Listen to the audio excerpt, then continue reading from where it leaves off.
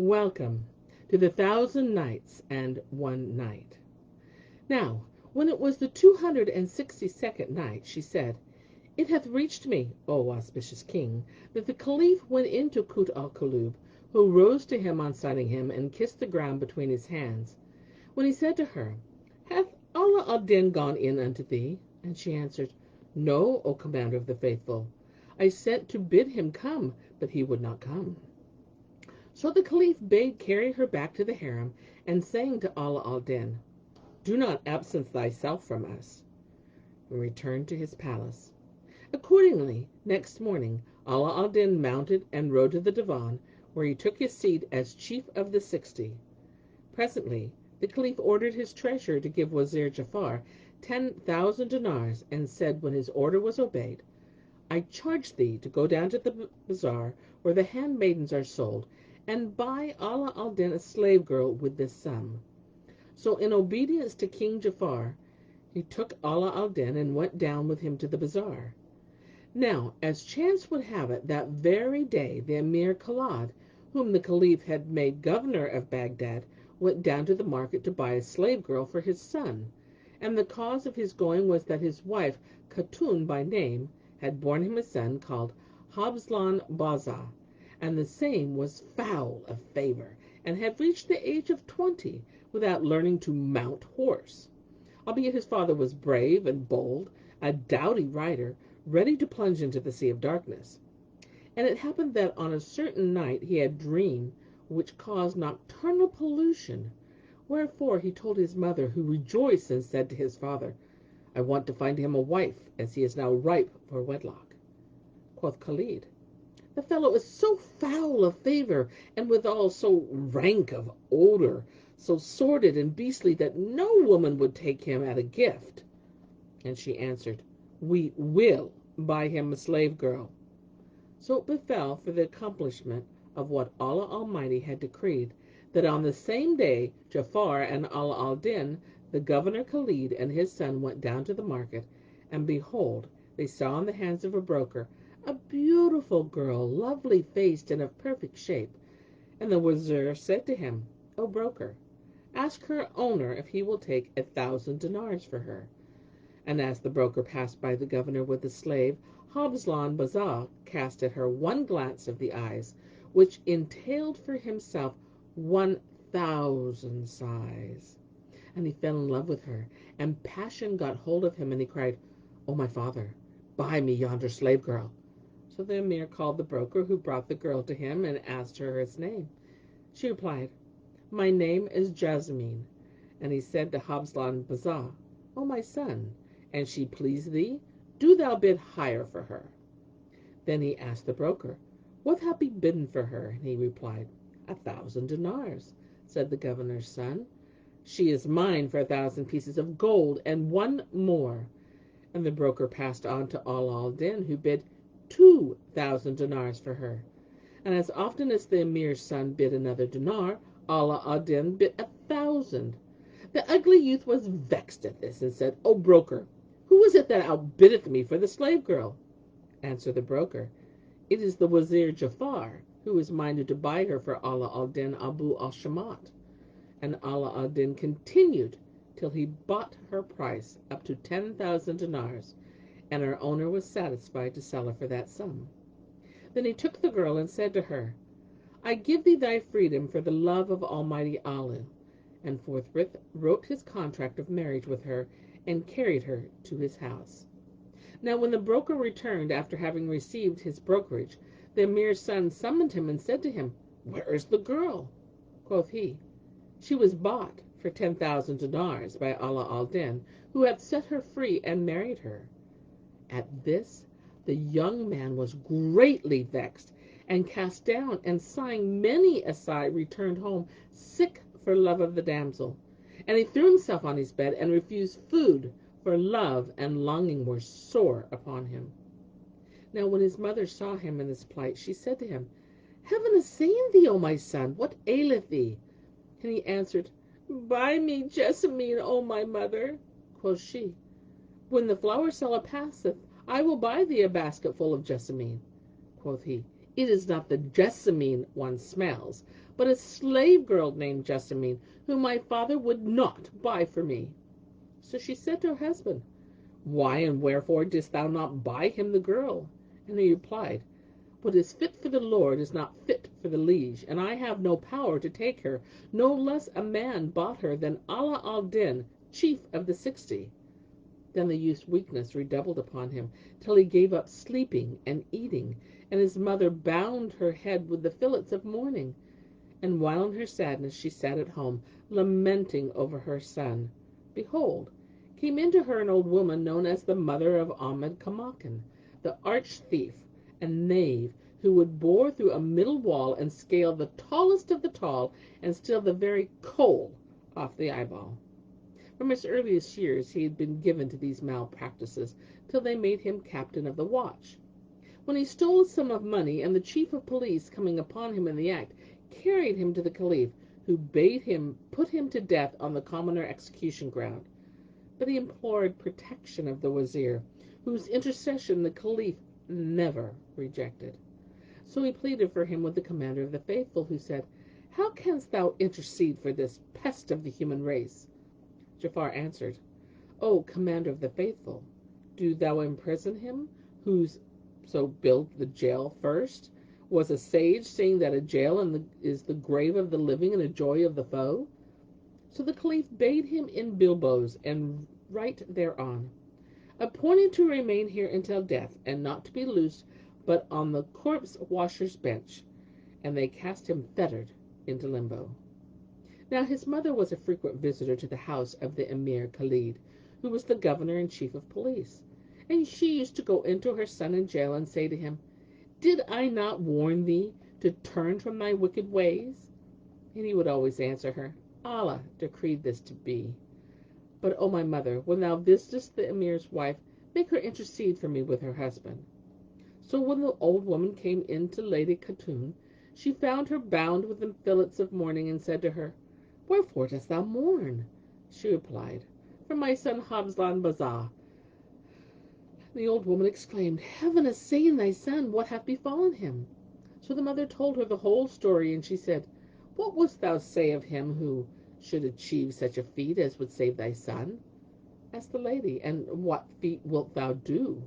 Quoth the old woman, I have a son called Ahmad Kamakin, the arch-thief, who lies chaineth in jail, and on his bilboes is written, Appointed to remain till death.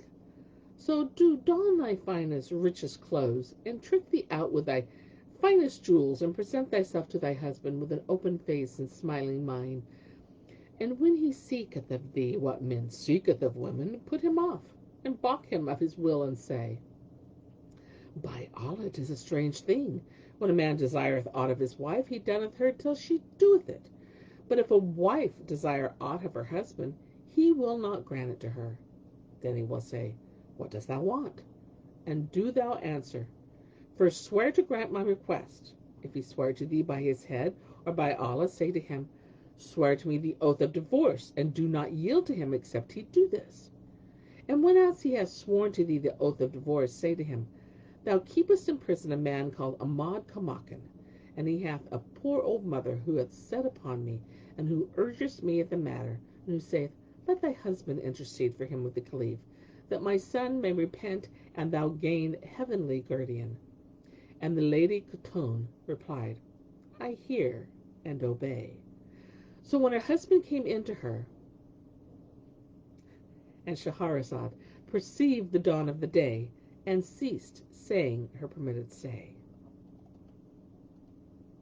And now, when it was the 263rd night, she said, It hath reached me, O auspicious king, that the governor came in to his wife, who spoke to him as she had been taught, and made him swear the divorce oath before she would yield to his wishes. He lay with her that night, and when morning dawned, after he had made the Gul oblation and prayed and dawn prayer, and he repaired to the prison and said, Ahmad Kamakin, O thou arch-thief, dost thou repent of thy works? Whereto he replied, I do indeed repent, and turn to Allah and say with heart and tongue, I ask pardon of Allah. So the governor took him out of jail and carried him to the court, he being still in bilboes. and approaching the Caliph, kissed the ground before him. Quoth the king, O Emir Khalid, what seekest thou? Whereupon he brought forth Ahmad Kamakin, shuffling and tripping in his fetters. And the Caliph said to him, What? Art thou yet alive, O Kamakin? He replied, O Commander of the Faithful, the miserable are long lived. Quoth the Caliph to the Emir, What hast thou brought him hither? And quoth he, O Commander of the Faithful, he hath a poor old mother cut off from the world, who hath none but this son, and she hath had recourse to thy slave, imploring him to intercede with thee to strike off his chains, for he repenteth of his evil courses, and to make him captain of the watch as before. The Caliph asked Ahmad Kamakin, Dost thou repent of thy sins? I do indeed repent me to Allah, O Commander of the Faithful. Answered he, whereupon the Caliph called for the blacksmith, and made him strike off his irons on the corpse washer's bench. Moreover, he restored him to his former office, and charged him to walk in the ways of goodliness and righteousness. So he kissed the Caliph's hands, and being invested with the uniform of captain of the watch, he went forth, whilst they made proclamation of his appointment. Now for a long time he abode in the exercise of his office, till one day his mother went in to the governor's wife, who said to her, Praised be Allah, who hath delivered thy son from prison, and restored him to health and safety. But why dost thou not bid him contrive some trick to get the girl Jessamine for his son Habslan Bazar? That will I, answered she, and going out from her repaired to her son. She found him drunk with wine, and said to him, O my son, no one caused thy release from jail but the wife of the governor, and she would have thee find some means to slay Ala al-Din Abu Al-Shamat, and get his slave girl Jessamine for her son Habslan Bazar.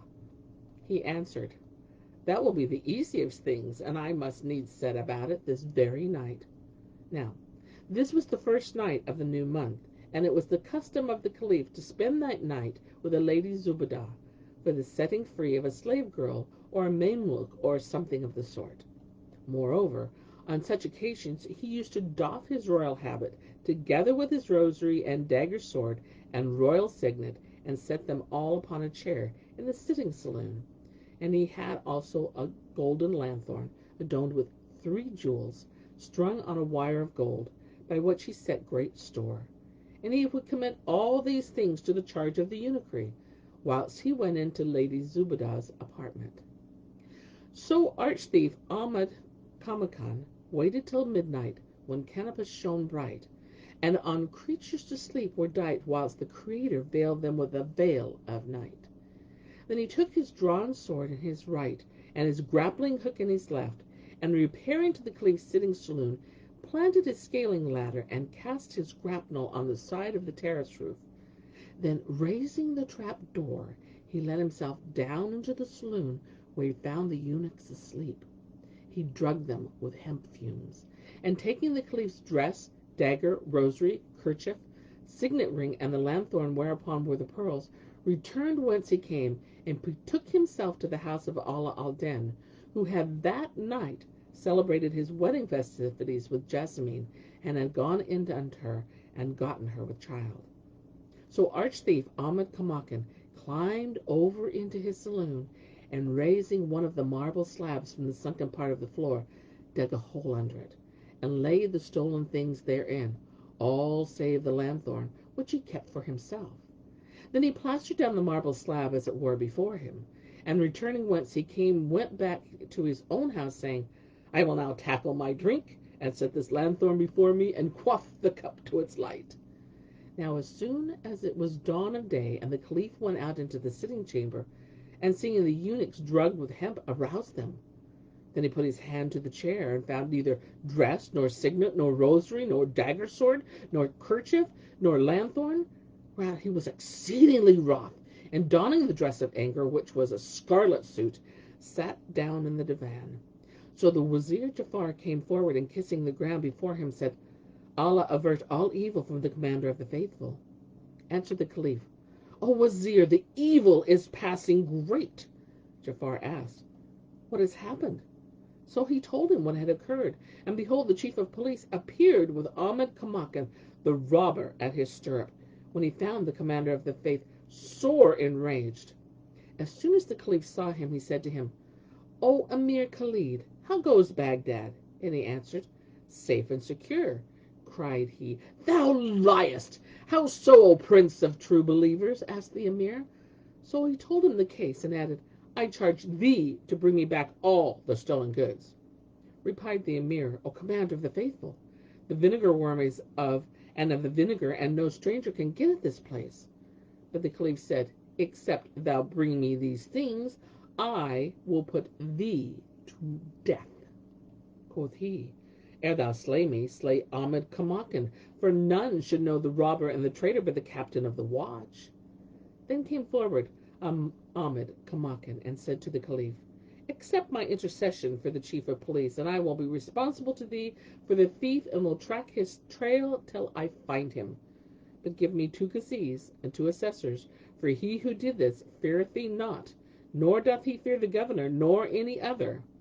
Answered the Caliph, "Thou shalt have what thou wantest, but let search be made first in my palace, and in those of the Wazir and the chief of the 60. Rejoined Ahmed Kamakan, "Thou sayest well, O Commander of the Faithful. Belike the man that did this ill deed be one who hath been reared in the king's household, or in that of one of his officers." Cried the Caliph, "As my head liveth, whoso shall have done the deed, I will assuredly put him to death, be it mine own son." Then Ahmad Kamakan received a written warrant to enter and perforce search the houses. And Shahrazad perceived the dawn of the day, and ceased to say her permitted say.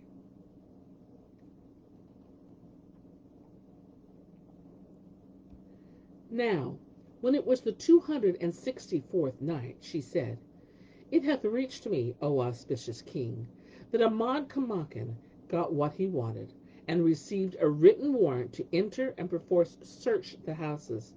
So he fared forth, taking in his hand a rod made of bronze and copper, iron and steel, of each 3 equal parts.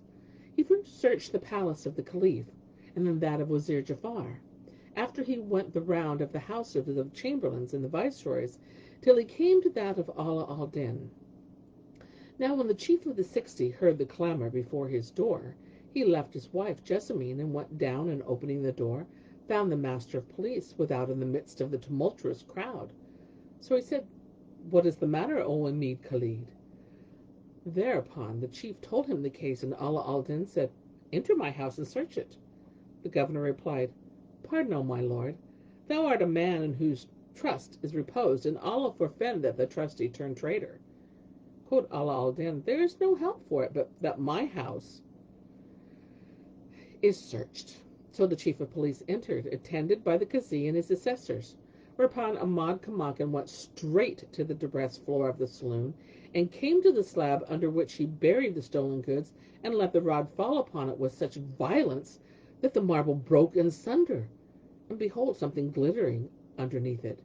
Then he said, "Bismillah, in the name of Allah, Mashallah, whatso Allah willeth. By the blessing of our coming, a hoard hath been hit upon.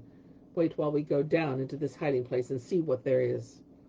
So the Qazi and assessors looked into the hold, and finding there the stolen goods, drew up a statement of how they had discovered them in Ala al-Din's house, to which they set their seals. Then they bade seize upon Ala al-Din, and took his turban from his head, and officially registered all his monies and effects which were in the mansion. Meanwhile, arch-thief Ahmed Kamakan laid hands on Jessamine, who was with child by Ala al-Din, and committed her to his mother, saying, "Deliver her to Khatun, the governor's lady." So the old woman took her, and carried her to the wife of the master of police. Now as soon as Hablan Baza saw her, health and heart returned to him, and he arose without stay or delay, and joyed with exceeding joy, and would have drawn near her. But she plucked a dagger from her girdle, and said, "Keep off from me, or I will kill thee, and kill myself after." Exclaimed his mother, "O strumpet, let my son have his will of thee." But Jessamine answered, "O bitch, by what law is it lawful for a woman to marry 2 men, and how shall this dog be amended to the place of the lion?" With this the ugly youth's love longing redoubled, and he sickened for yearning and unfulfilled desire, and refusing food, returned to his pillow. Then said his mother to her, O harlot, how canst thou make me thus sorrow for my son? Needs must I punish thee with torture. As for Ala al Din, he will assuredly be hanged. And I will die for love of him, answered Jessamine. Then the governor's wife arose and stripped her of her jewels and silken raiment, and clothing her in petticoat trousers of sackcloth and a shift of haircloth, sent her down into the kitchen and made her a scullery wench, saying, The reward for thy constancy shall be to break up firewood and peel the onions and set fire under the cooking pots. Quoth she, I am willing to suffer all manner of hardships and servitude, but I will not suffer the sight of thy son. However, Allah inclined the hearts of the slave girls to her, and they used to do her service in the kitchen. Such was the case with Jessamine. But as regards Ala al-Din, they carried him together with the stolen goods to the divan where the Caliph sat upon his throne. And behold, the king looked upon his effects and said, Where did you find them? They replied, In the very middle of the house belonging to Ala al-Din Abu al-Shamat. Whereat the Caliph was filled with wrath, and took the things, but found not the lanthorn among them, and said, O Ala al-Din, where is the lanthorn? He answered, I stole it not. I know naught of it. I never saw it. I gave no information about it. Said the Caliph, O traitor, how cometh that I brought thee near to me, and thou cast me from afar, and I trusted in thee, and thou betrayest me? And he commanded to hang him. So the chief of police took him and went down with him into the city, whilst the crier preceded them, proclaiming aloud and saying, This is the reward, and the least of the reward he shall receive who doth treason against the caliphs of true belief. And the folk flocked to the place where the gallows stood. Thus far concerning him, but as regards Ahmad al-Danuf, Ala al-Din's adopted father, he was sitting making merry with his followers in a garden, and carousing and pleasuring, when lo, in came one of the water carriers of the divan, and kissing the hand of Ahmad al-Danaf, said to him, O Captain Ahmad al-Danaf, thou sittest at thine ease with water flowing at thy feet, and thou knowest not what hath happened. Asked Ahmad, What is it? And the other answered, They have gone down to the gallows with thy son Ala al-Din, adopted by a covenant before Allah. Quoth Ahmad, What is the remedy here, O Hassan Shaman, and what sayest thou of this? He replied, Assuredly, Ala al-Din is innocent, and this blame hath come to him from some one enemy. Quoth Ahmad, What counselest thou? Said Hassan. And he said, We must rescue him, inshallah. Then he went to the jail and said to the gaoler, Give us some one who deserveth death. He saved him one that likest of men to Ala al-Din Abu al-Shamat, and they covered his head and carried him to the place of execution, between Ahmad al-Danaf and Ala al-Zabak of Cairo. Now they had brought Ala al-Din to the gibbet to hang him, but Ahmad al-Danaf came forward and set his foot on that of the hangman and said, Give me room to do my duty. He replied, O accursed, take this man and hang him in Ala al-Din's stead, for he is innocent, and we will ransom him with this fellow, even as Abraham ransomed Ishmael with the ram. So the hangman seized the man and hanged him in lieu of Ala al-Din. Whereupon Ahmad and Allah took Ala al-Din and carried him to Ahmad's quarters, and when there, Ala al-Din turned to him and said, O my sire and chief, Allah requite thee and the best of good. Quoth he, O Ala al-Din. And Shahrazad perceived the dawn of the day, and ceased saying her permitted say. And so do I cease my tale for the day, till it be morrow.